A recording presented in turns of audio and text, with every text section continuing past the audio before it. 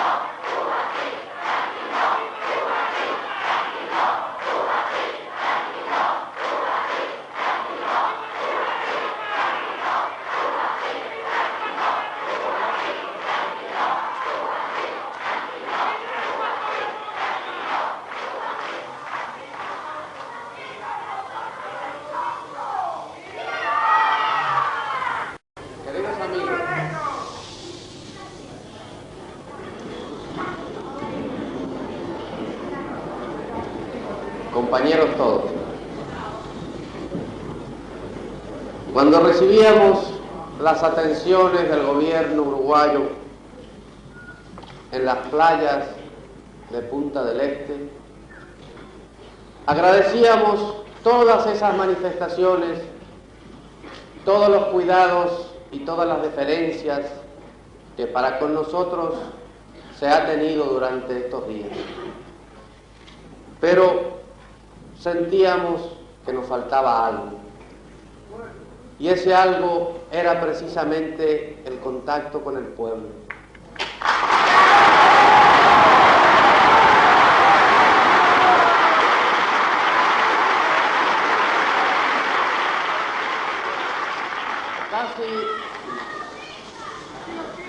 Casi diría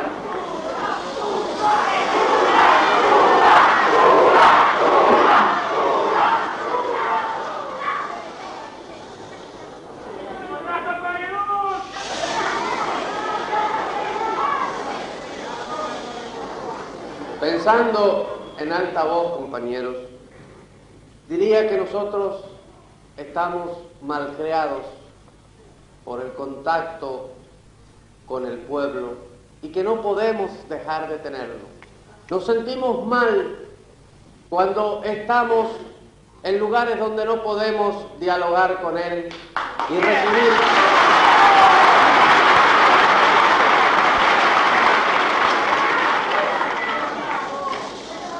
donde no podemos dialogar y no podemos dar nuestra experiencia pequeña y recibir la enorme experiencia y la enorme dosis de sabiduría que el pueblo nos confiere todos los días.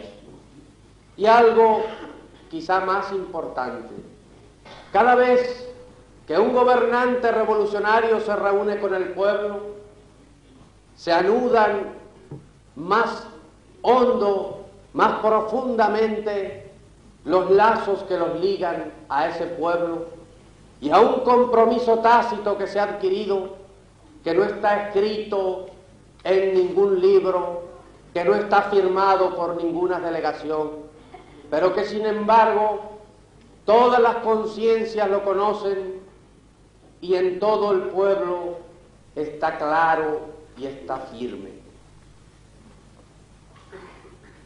A veces en nuestro país se reúnen multitudes de 1 millón de personas.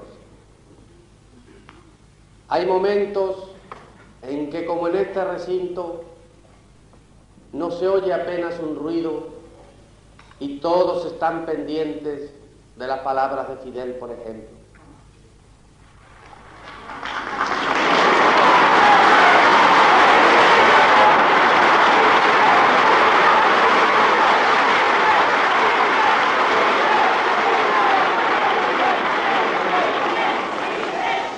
Hay momentos en que el pueblo pide también su participación en la discusión colectiva, grita, a veces baila, salta, aclama, demuestra, en fin, de mil maneras sus emociones. Y la demuestra de tal forma que nosotros, los hombres de gobierno, sabemos qué es lo mejor, qué es lo que más le interesa al pueblo, qué es lo que más le gusta, cuál es el camino más justo y por dónde hay que seguir. Por eso recurrimos, quizá demasiado seguido, al pueblo.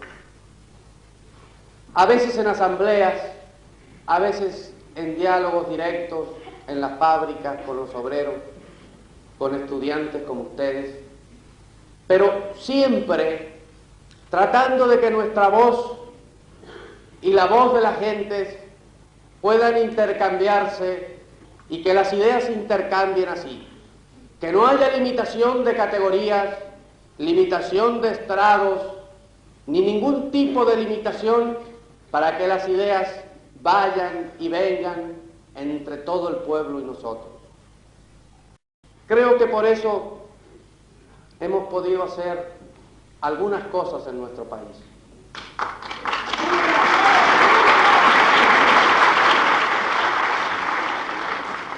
No todo lo que quisiéramos hacer, mucho menos de lo que quisiéramos hacer, menos de lo que se hubiera podido hacer también. Pero hemos podido avanzar gracias a ese contacto continuo. Por eso, en esa misma forma, siguiendo ese ejemplo que ya hemos aprendido y aprovechando el hecho de que ustedes reunidos aquí demuestran el mismo entusiasmo, la misma pasión que las multitudes que se reúnen en La Habana, me voy a permitir desarrollar el tema que hoy vamos a tratar en esta forma de diálogo entre alguien que ha aprendido un poquito en la práctica y el pueblo que lo sabe todo, que lo ordena todo y que lo da todo.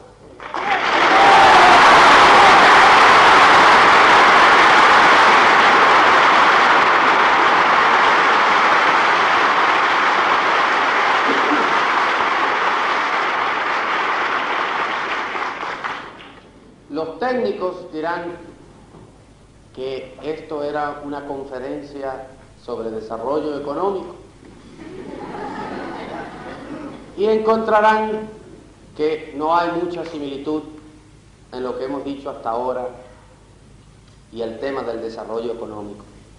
Sin embargo, están íntimamente ligados, porque el real desarrollo económico, el desarrollo económico impetuoso de los pueblos, se logra cuando estos pueden expresarse a través de las instituciones políticas, directamente, a través de la conducción de sus fábricas y de todos sus medios de producción. Por eso, cuando se hablaba en la última conferencia de las tasas de crecimiento que iba a tener América, nosotros encontramos que eran muy pequeñas para nuestro país. Naturalmente que no vamos a enjuiciar la conferencia que no es de nuestra competencia en este momento. Simplemente hacíamos referencia a esa tasa de crecimiento de 2,5% anual que ha sido considerada por lo menos aceptable por los pueblos hermanos del continente.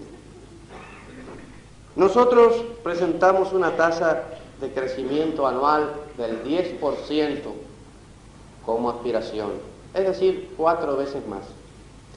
Y lo hicimos porque la Revolución Cubana tiene responsabilidades muy grandes y no puede presentarse con datos que después la realidad no sancione. Porque nosotros pensamos tener un desarrollo aún más impetuoso que un 10% anual. El 10% es el mínimo.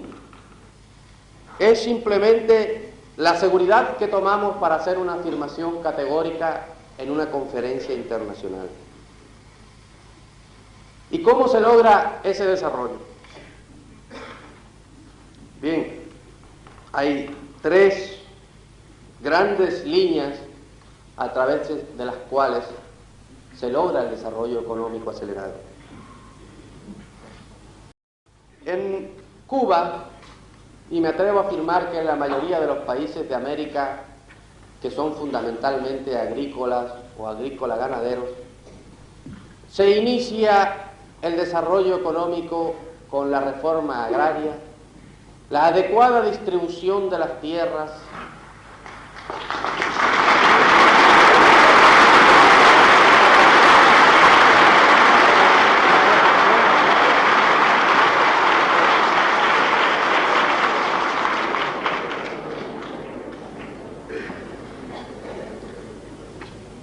la entrega de, bueno, ya no puedo decir el desarrollo económico en general, sino voy a referirme al desarrollo económico de Cuba, tratando de apuntar lo que hay de especial, de específico de nuestro pueblo y lo que es general a todos los procesos de desarrollo.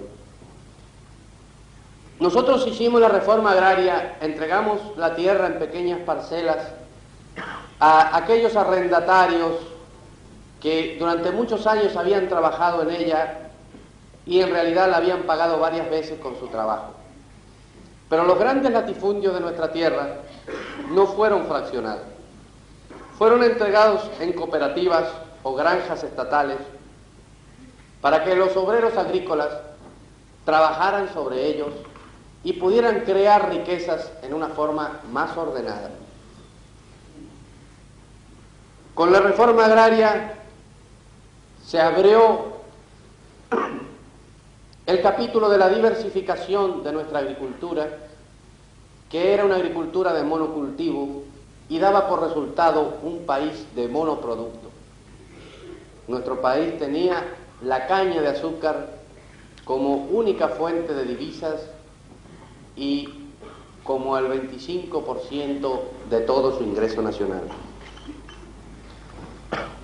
De tal forma que hoy, en los campos donde anteriormente no había nada más que caña, y en todo caso algunos potreros para crear ganado, empieza la agricultura a diversificarse. Se ha creado un nuevo mercado porque todos esos campesinos que antes vivían una existencia subhumana, ingresan ahora al mercado. Nosotros tenemos, y a veces los periódicos traen las noticias, tenemos dificultades en el abastecimiento de algunos productos de primera necesidad. ¿Por qué? Pues sencillamente por una razón, porque hay control de precios por parte del Estado de esos productos y porque a pesar de haber aumentado su cantidad, el aumento del consumo es tan bárbaro que es imposible alcanzarlo. En tal forma, en otros países se regula muy fácilmente esta diferencia entre la oferta y la demanda. Se deja que juegue libre la ley de la oferta y la demanda, suben los precios del artículo que escasea, el que tiene menos no compra y automáticamente se ha resuelto el problema sin que llegue al conocimiento de nadie prácticamente. Nosotros entendemos que cuando hemos iniciado el camino de la justicia social, no podemos hacer que el comer o no comer carne dependa del tener o no tener dinero. El derecho a comer es el derecho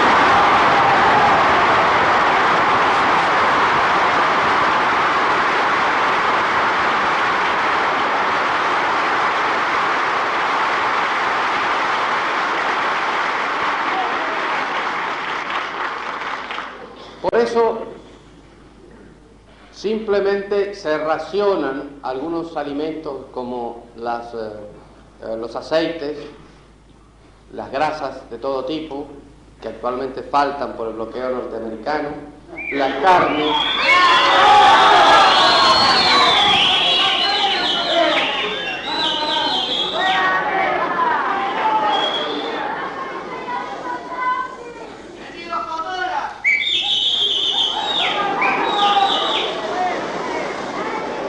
Tenemos algunos problemas también con la carne y a veces se presentan algunos problemas con artículos de primera necesidad que no podemos producir en las cantidades que nuestro pueblo necesita y que exige en forma creciente.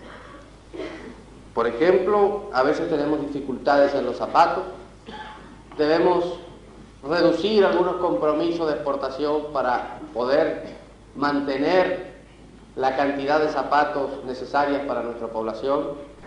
Nosotros tenemos un ejército popular muy grande que a veces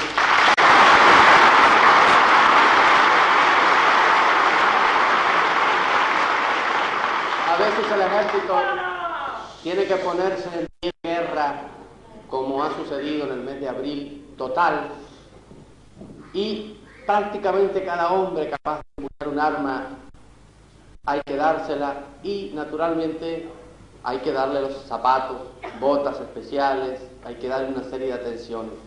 Por todo ello hemos tenido dificultades, naturalmente que las hemos tenido. Sería realmente una utopía pensar que a 90 millas del territorio norteamericano se puede hacer una revolución social que cambie totalmente la estructura del país, que cambie todas las relaciones de producción, y inaugure una nueva etapa, incluso me animo a asegurar, en América toda, y que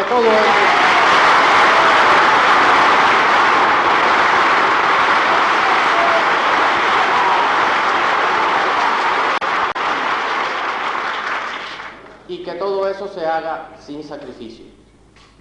En realidad, hemos tenido, para la magnitud de la tarea emprendida, poco sacrificio. Claro que las circunstancias históricas son muy diferentes a los ejemplos anteriores que se pudieran citar. Nosotros hemos podido entender el desarrollo económico en unas condiciones especiales en la historia de la humanidad, y cuando la correlación de fuerzas va cada día más a favor de las fuerzas amantes de la paz, de las fuerzas que quieren el progreso.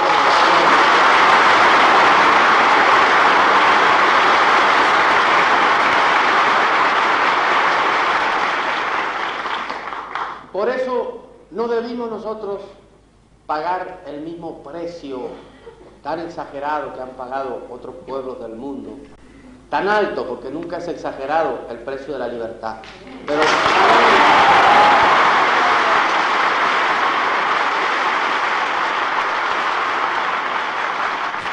bien, continuando con el proceso de desarrollo, inmediatamente que se ha logrado en un país como cualquiera de los agraria, interno considerablemente, hay que hacer toda una serie de leyes tributarias, de leyes de protección fiscal que aseguren que la industria nacional vaya a desarrollarse y empezar la tarea de la industrialización del país. Es naturalmente la industrialización la que da la verdadera pauta del desarrollo. De acuerdo a cómo vaya el proceso industrial, así irá el desarrollo del país. Y otra vez, nosotros podemos decir que anunciamos tasas de desarrollo muy altas con toda responsabilidad, y las podemos anunciar porque las condiciones en el mundo actual son muy diferentes. Otros pueblos han tenido que construir todo mediante su propio esfuerzo. Han tenido que restringir hasta las comodidades más elementales para lograr una industria pesada que es la base indispensable del desarrollo de los pueblos.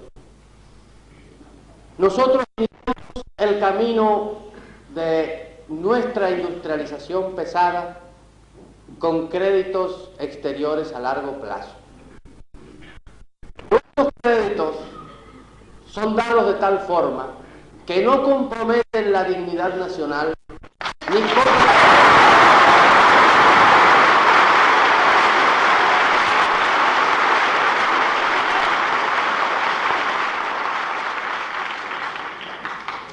comprometen el futuro mediante obligaciones onerosas para pagar los préstamos. Hasta ahora podemos decir, para hablar en términos reales, absolutos, para no pecar de la más mínima dosis de optimismo, que tenemos 357 millones de dólares asignados en préstamos industriales. Es decir, que cada uno de los dólares prestados, que es parte de una maquinaria, va a producir riqueza inmediatamente. No se presta, ni en nuestro país admite préstamos para otra cosa que no sea producir riqueza. Y esa es la tarea fundamental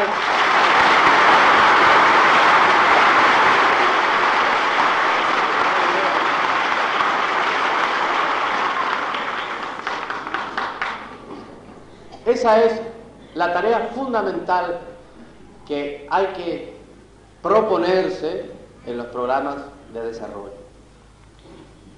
Un programa de desarrollo que empiece por ver el número de escuelas, de casas o de caminos que se va a hacer es irreal. El desarrollo social es algo realmente imprescindible y es por lo que todos luchamos. Es prácticamente ridículo pensar que solamente se va a luchar por el desarrollo económico simple y que va a ser el desarrollo económico en sí un fin. Eso no es así. El desarrollo económico es nada más que el medio para lograr el fin, que es la dignificación del hombre, pero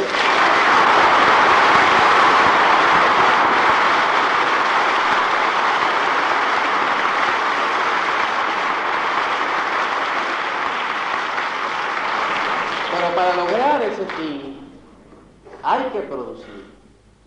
Porque si se empieza a hacer las casas antes de construir la fábrica de cemento, va a haber un momento en que no va a haber riqueza para que esas casas puedan siquiera ser habitadas. No va a haber trabajo para el hombre que la habite. No va a haber ninguna garantía de que la familia de ese hombre al que se le ha dado una casa pueda comer todos los días gracias al trabajo de sus miembros. Por eso hay que empezar por el principio, que es el aumento de los medios de producción. No quiere decir esto que ahora, o que en Cuba, para dar un ejemplo específico, vayamos a dedicarnos única y exclusivamente a construir fábricas, a hacer con más rapidez cada día las 205 fábricas que están planeadas hasta este momento, a ponerlas a producir solamente, y que nos vamos a olvidar de los deberes que tenemos con nuestro pueblo. Eso también sería absurdo. Lo único que en el orden de prelación tenemos que considerar que primero está el desarrollo, y que toda conquista de tipo social que no se base en un aumento de la producción, tarde o temprano va a fracasar y se va a hundir. De tal forma que nosotros, por ejemplo, hemos hablado con los obreros, hemos dialogado muy seriamente durante muchos meses hasta lograr que se produjera la congelación de salarios. La congelación de salarios en nuestro país es una medida que los obreros han tomado de por sí para lograr aumentar los excedentes necesarios para que haya nuevas fábricas y hombres que están hoy desempleados puedan mañana trabajar y ingresar a la sociedad con plenos derechos. ¿Y pueden los obreros de nuestro país hacer esto y entregar excedentes de sus justos derechos por salarios que dejan de cobrar? Por la sencilla razón de que las fábricas les pertenecen. Las fábricas son del pueblo.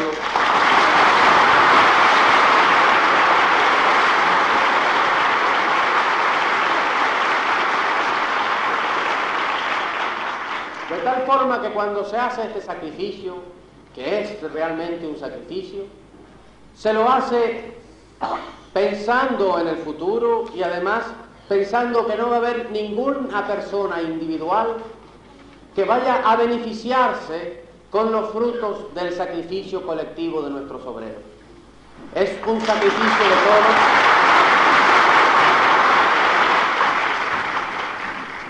Es un sacrificio de todos para el bien de todos.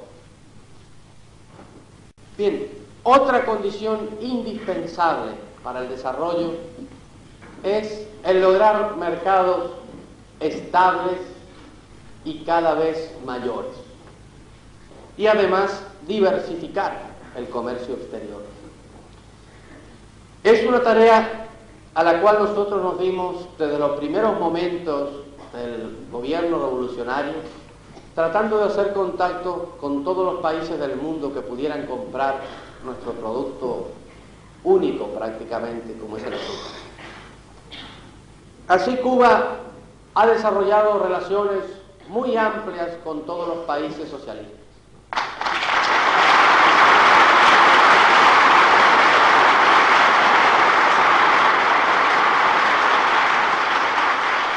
Desgraciadamente, el estado de guerra en que se vive en el Caribe ha hecho que estos mercados no hayan sido logrados mediante una expansión real del comercio, sino sustituyendo a toda una serie de mercados que se perdieron y el más importante para nosotros, el mercado norteamericano, que ya ha sido definitivamente cerrado a fines del año pasado. No, le voy a decir felicitaciones no, porque a nuestro pueblo le cuesta eso. Naturalmente que lo aceptamos. Es lógico que si hay que pagar ese precio, se paga tranquilamente.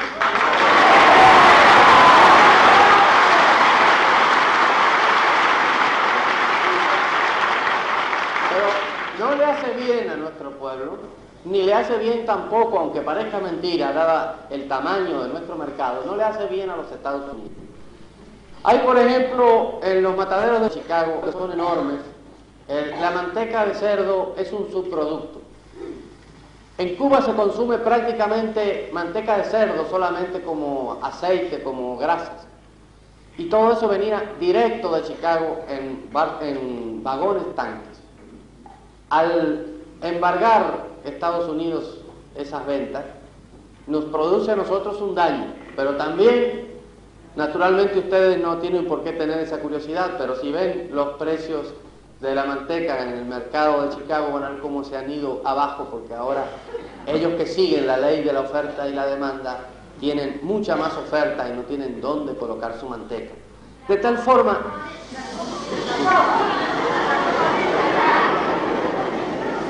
Mire, compañeros, ustedes dicen que se la coman ellos, pero es que pasa una cosa, la experiencia demuestra que ellos no se la comen, sino que a veces dicen que ayudan a otro país, entregan sus excedentes y hay un tercero damnificado, de modo que de todas maneras...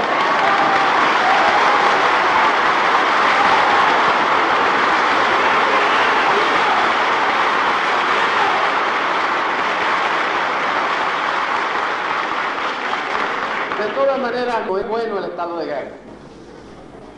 Nosotros con toda nuestra dignidad hemos anunciado repetidas veces la disposición del gobierno cubano para tratar seriamente los problemas del intercambio con los Estados Unidos y con algunos otros países con los que hemos tenido problemas. Desgraciadamente no se ha podido hacer todavía, por lo menos. Bien, de todas maneras, frente a la agresión imperialista, frente al bloqueo que nos impedía traer materias primas, que nos impedía traer una gran cantidad de piezas de repuesto, nuestro pueblo tuvo que ingeniarse y desarrollar su inventiva. Para nosotros ha sido una de las más grandes experiencias el bloqueo, porque ustedes los uruguayos no se pueden imaginar la situación de dependencia que existía en Cuba. Prácticamente Cuba era simplemente una parte del territorio de los Estados Unidos. Allí los ingenieros en una fábrica, por ejemplo, no sabían cómo era un repuesto, conocían el repuesto por una sigla. Ellos pedían el XZ21, por ejemplo, y les venía entonces de Nueva York el XZ21. Cuando nosotros cambiamos los mercados, imagínense esto en cientos y cientos de fábricas, no podíamos ir a pedir a mercados nuevos que no tenían todas esas claves el XZ21, que no significaba nada.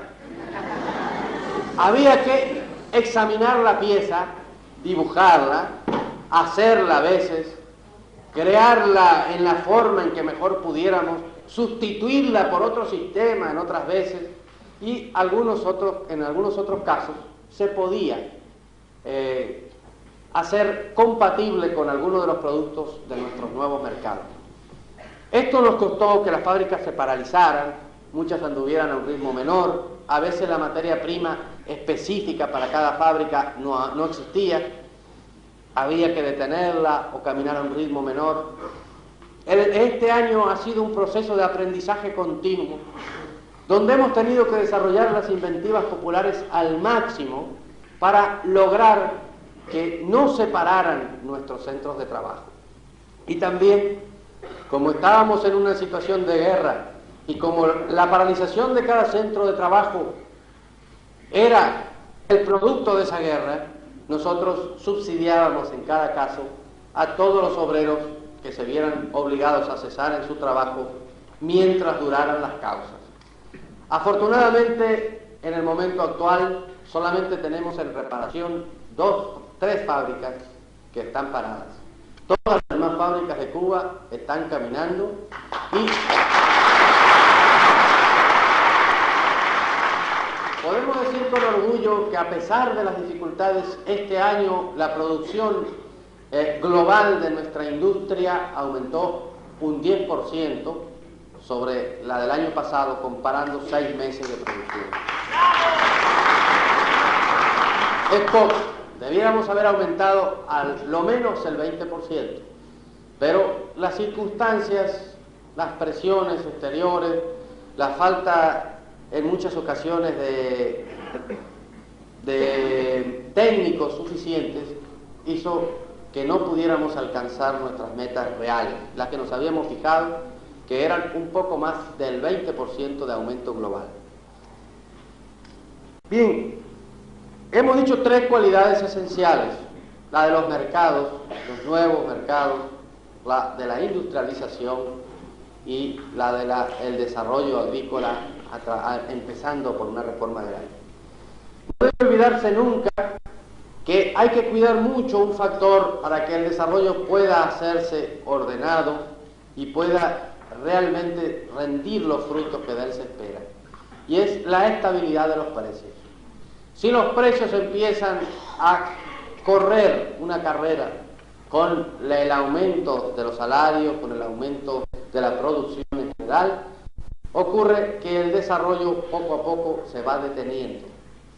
Naturalmente que los precios no tienen un valor en sí, los precios son el reflejo de una serie de situaciones, pero es muy importante vigilarlo, porque cuando los precios tienen tendencia a aumentar, está indicando enseguida al gobernante que por algún lugar hay una lucha entre la oferta y la demanda, no hay una armonía total, que se está produciendo menos o que ha aumentado mucho la demanda, y hay que ir a corregir en alguna forma las causas que provocan el aumento de precios. Esa es la importancia de fijarlos, y nosotros los tenemos ahora todos los precios fijos en nuestro país, de tal forma que ya todo lo que se logre de aumento en el nivel de vida, de aumento de los salarios, es un aumento real del nivel de vida de los obreros, de los trabajadores, de todo tipo. Bien, con todos estos elementos se puede entrar a hacer la planificación del desarrollo, porque el desarrollo tiene que ser armónico para que pueda rendir sus frutos. No se puede, en un momento dado, al hacer una reforma agraria completa y al avanzar por la diversificación agrícola al máximo, nos encontramos con que se necesitan una serie de procesos industriales que ayuden a a la agricultura. Eso se puede prever. Naturalmente, si no se previera, saldría solo de la vida, pero se puede prever. Y esa tarea de planificación es muy importante para que todo se pueda realizar armónicamente. Sin embargo, de planificación se ha hablado mucho. En general es una de las tantas palabras que están actualmente en boca de todos y cuyo uso es un poco indiscriminado. Nosotros consideramos que la real planificación, la planificación de todos los medios de producción de un país, solamente se puede hacer con dos condiciones básicas: que los trabajadores hayan conquistado el poder político como fundamental y que sean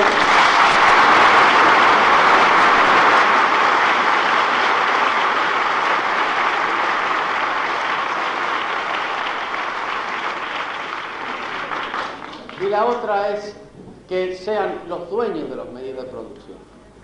En tal forma, sí se puede hacer una planificación completa. Y además, cuando se llega a esto, hay que considerar que se necesita una conducción centralizada y capaz de tomar decisiones, porque el trabajo de planificación es muy arduo. Nosotros estamos en este momento en el primer año, mejor dicho, en los preparativos para iniciar el primer año del cuatrienio del primer plan. Y es muy dura la tarea. Este año planificamos la producción en forma anual, simplemente, y hemos podido ver todos nuestros errores, ir corrigiéndolos por el transcurso de los meses. Pero la tarea de planificar es muy difícil y por eso se necesita una conducción centralizada que tenga una clara idea de las metas. La tarea de planificar, además, demanda el concurso inexcusable de toda la población del país. Nosotros llamamos solamente planificación cuando todos los trabajadores, todos los obreros en la fábrica, los campesinos en las cooperativas, los trabajadores de todo tipo pueden discutir los planes, discutirlos una y otra vez, analizarlos, desmenuzarlos y aprobarlos en la asamblea de producción. En tal forma se podrá luego lograr un verdadero plan de desarrollo, pero para que discuta la gente, para que los obreros, los trabajadores y los directores de las fábricas discutan, se necesita que haya una relación muy directa, porque en condiciones de países capitalistas es muy difícil. Los obreros no quieren discutir con el patrón, ni les interesa aumentar la producción para que aumenten las ganancias del patrón, y el patrón tiene miedo a los obreros. Nosotros, como prácticamente el 85% de la producción está en manos del pueblo, podemos discutir. Nos reunimos muy seguido para discutir y poder entonces fijar los planes. El proceso de planificación es muy largo y muy difícil. Yo creo que si intentara explicárselos solamente podría crear el caos y no llegaría a hacerme entender, porque la planificación no es una cosa teórica, no se puede explicar en una pizarra. La planificación es algo práctico que nace de las relaciones de producción, que es impulsada por la necesidad de un Estado que está en proceso de desarrollo, tratando de hacerlo lo más rápidamente posible. De tal forma que si no se está en contacto con el problema, es muy difícil explicarlo. Por lo tanto, no voy a caer en el pecado de pretender dar una conferencia sobre planificación. Es muy interesante.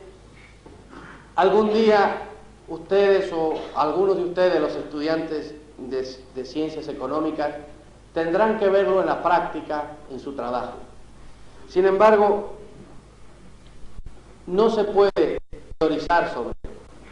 Es algo del trabajo cotidiano.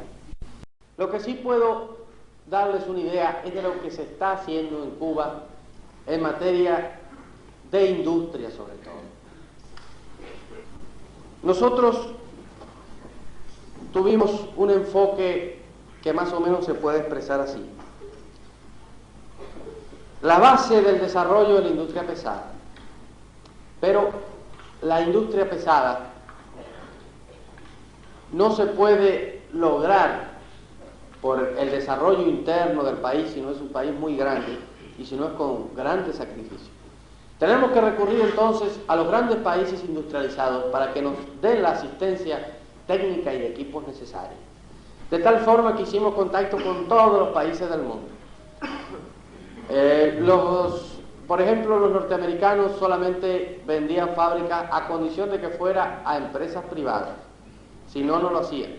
Otros querían una serie de garantías imposibles de ofrecer, otros querían que se les pagara en dólares y nosotros no teníamos tantos dólares. Con los países socialistas firmamos al fin convenios en donde se paga en productos de nuestro país y a largo plazo. De tal forma que podemos asegurar que en este cuatrienio vamos a tener instalada la producción ya de 700.000 toneladas de acero, lo que nos colocará por lo menos en el primer lugar de América por habitante, ¿no? Considerando los niveles actuales de producción.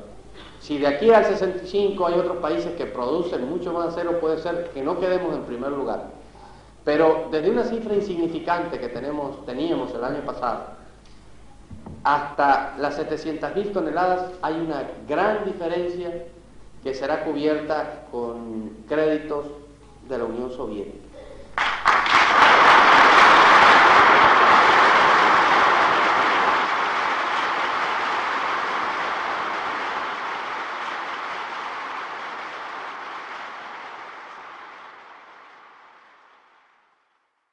Segundo país del mundo en la producción global de níquel.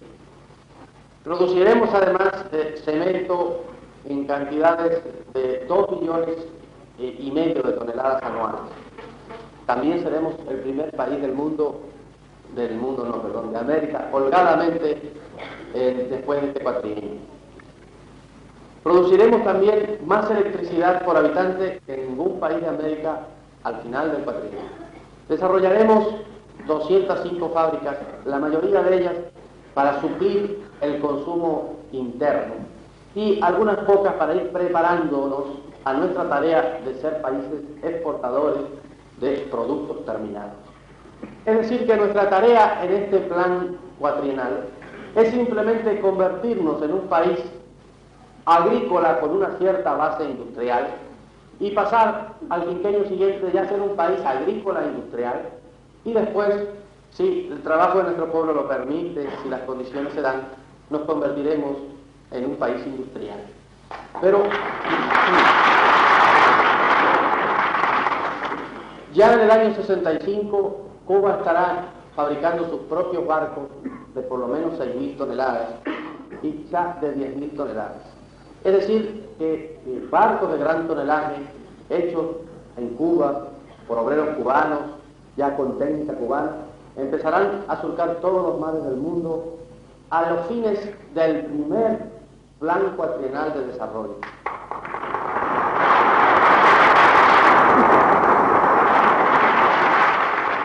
Porque los pueblos pueden hacer enormes, pero pueden hacer realizaciones enormes cuando están llevados por la llama revolucionaria, cuando están en una situación especial de su historia, cuando todas las pequeñas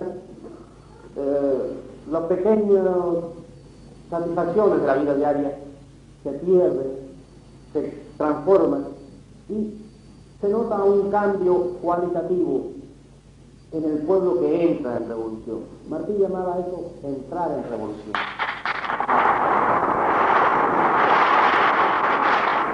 Ya no importa las horas de trabajo, no importa lo que se vaya a ganar, no importan los premios en efectivo, lo que importa es la satisfacción moral de poder contribuir al engrandecimiento de la sociedad, la satisfacción moral de estar poniendo algo de uno en esa tarea colectiva y ver cómo gracias a su trabajo, gracias a esa pequeña parte del trabajo individual que se junta en millones y millones de trabajos individuales, se hace un trabajo colectivo armónico que es el reflejo de una sociedad que avanza.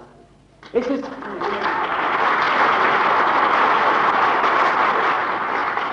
el espíritu que hay hoy en nuestro pueblo.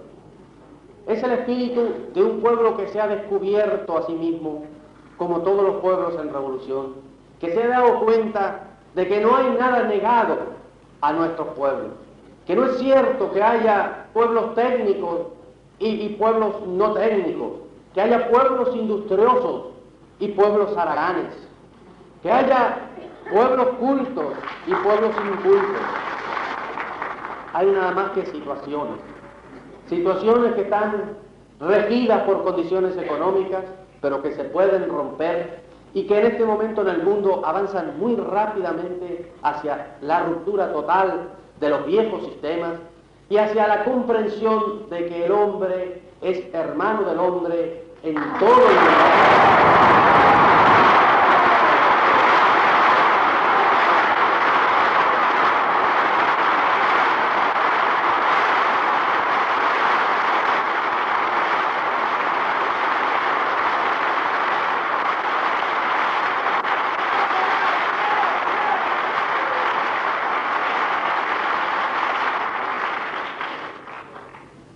Por todo eso, compañeros, Cuba puede avanzar ahora a ritmos desconocidos en América, prepararse para ese nuevo futuro que todos queremos, un futuro donde la ciencia y la técnica sea puesta totalmente al servicio del hombre, donde todos los adelantos técnicos, todas las nuevas máquinas que se inventen, sirvan para aumentar el bienestar del hombre y no para aumentar su sumisión, para aumentar su hambre.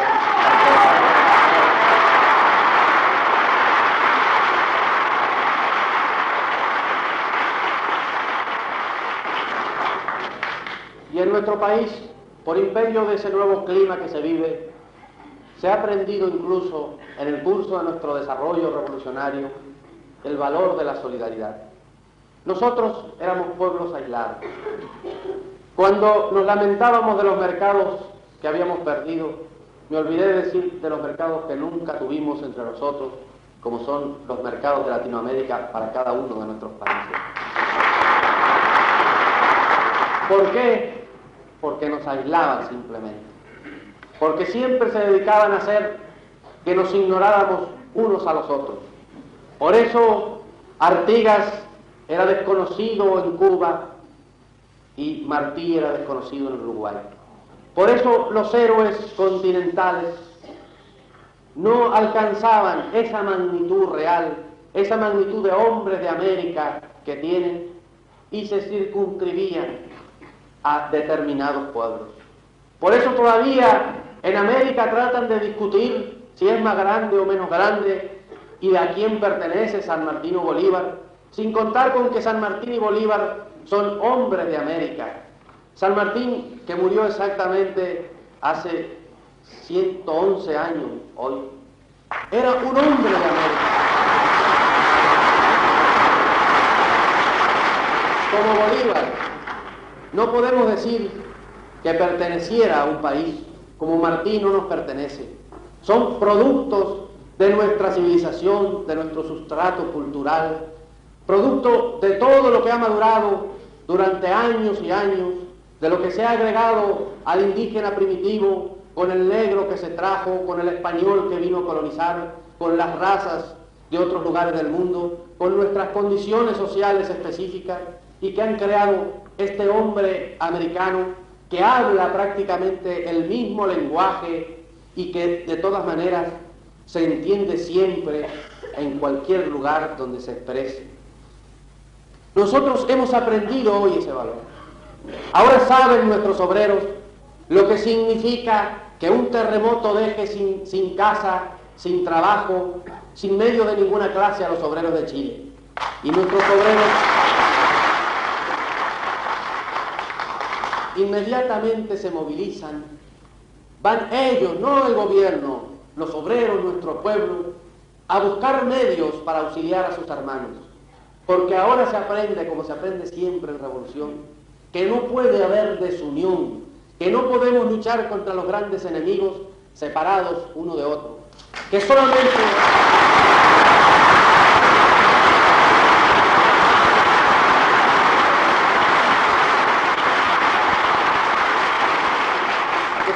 hay un enemigo común en este momento, que es el que reúne todas las enemistades que puedan caer sobre nuestro pueblo.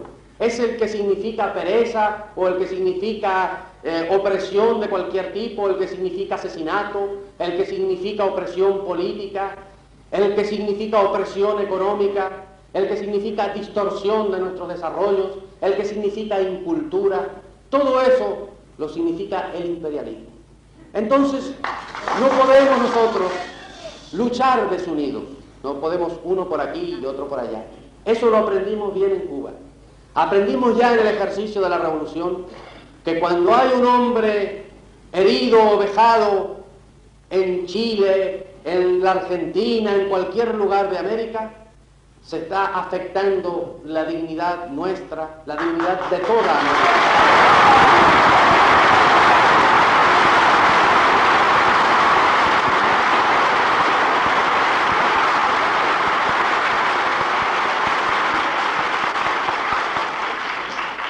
Realmente, compañeros, creo que las últimas palabras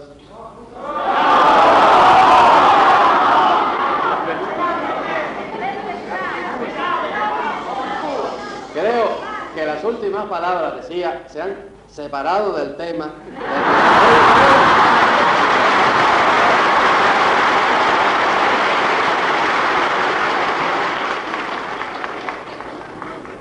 Quería decirles esto para hacerles una advertencia y pedirles un favor revolucionario. Cuando recibí esta gentil invitación hace ya unos cuantos días, la consulté con el presidente Aedo y el presidente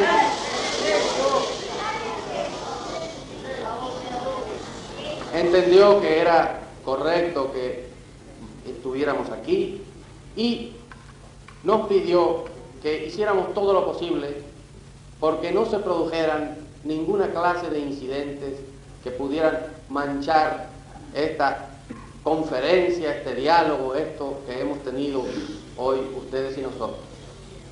Yo entiendo que es para mí de elemental cortesía el solicitárselos encarecidamente a ustedes, solicitar que sea una demostración de las nuevas etapas a que están llegando, no digamos los movimientos revolucionarios, para no ponerles nombres demasiado atrevidos, los movimientos populares en toda América, conscientes de la importancia que tienen y conscientes de que no es necesario extremar la fuerza para lograr lo que uno persigue. La fuerza es el recurso definitivo que queda a los pueblos. Nunca un pueblo puede renunciar a la fuerza, pero la fuerza solamente se utiliza para luchar contra el que la ejerce en forma indiscriminada. Y nosotros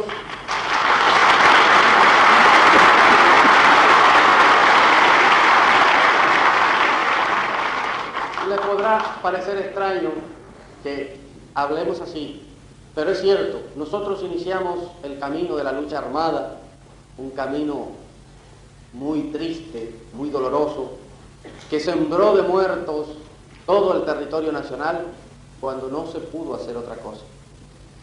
Tengo las pretensiones personales de decir que conozco América y que cada uno de sus países en alguna forma lo he visitado. Y puedo asegurarles que en nuestra América, en las condiciones actuales, no se da un país donde, como en el Uruguay, se permitan las manifestaciones de las ideas. Se tendrá una manera de pensar u otra, y es lógico, y yo sé que los miembros del gobierno de Uruguay no están de acuerdo con nuestras ideas. Sin embargo, nos permiten la expresión de estas ideas aquí en la universidad y en el territorio del país que está bajo el gobierno uruguayo. De tal forma que eso es algo que no se logra, ni mucho menos en los países de América. Ustedes tienen algo que hay que cuidar, que es precisamente la posibilidad de expresar sus ideas, la posibilidad de avanzar por cauces democráticos hasta donde se pueda ir, la posibilidad, en fin, de ir creando esas condiciones que todos esperamos algún día se logren en América, para que podamos ser todos hermanos, para que no haya la explotación del hombre o se mitigue la explotación del hombre por el hombre, ya que no en todos los casos sucederá lo mismo.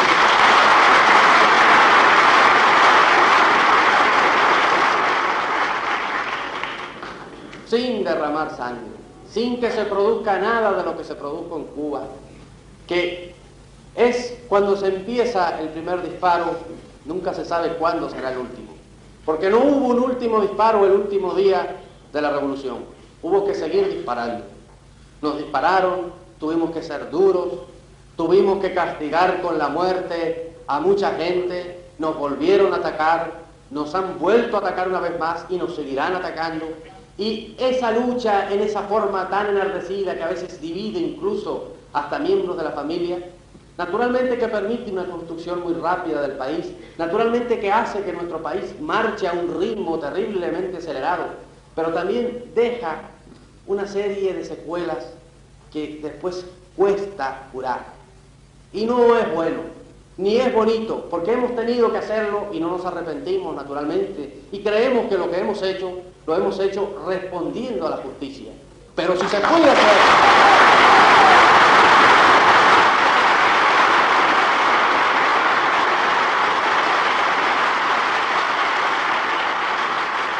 pero si las aspiraciones del pueblo, esas aspiraciones del desarrollo económico, que son en definitiva las aspiraciones de bienestar, en cualquier forma que sea y como quiera llamársela, la aspiración del pueblo a su bienestar, se puede lograr por medios pacíficos, eso es lo ideal. Y eso es por lo que hay que luchar.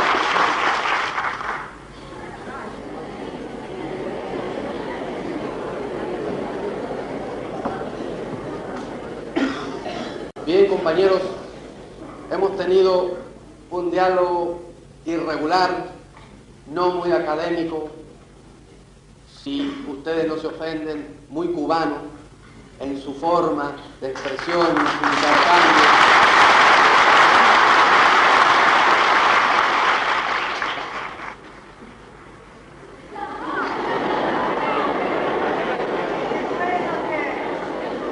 Quisiera decirles que la impresión y el recuerdo que nos llevamos del pueblo uruguayo será imborrable.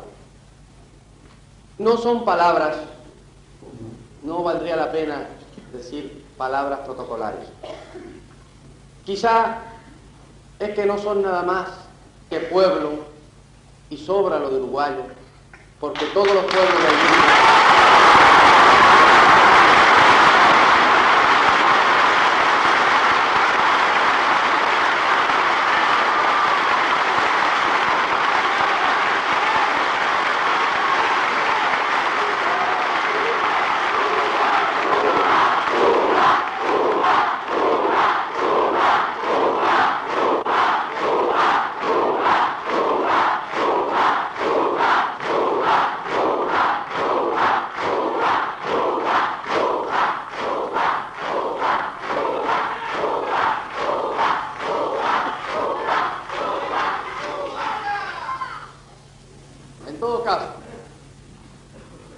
podemos decir que de estas reuniones, del intercambio que hemos tenido estos días, mis compañeros y yo, con el pueblo uruguayo, nos llevamos un recuerdo imborrable.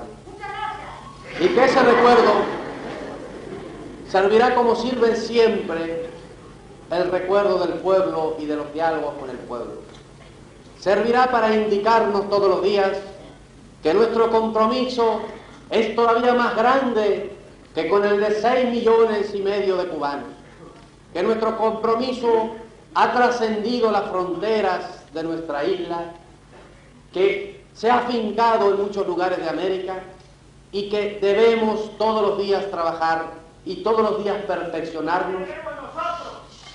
Nosotros, sin embargo, debemos perfeccionarnos todos los días y trabajar cada vez con más ahínco para ser dignos de ese compromiso que hemos contraído en estos días con ustedes. Nada más.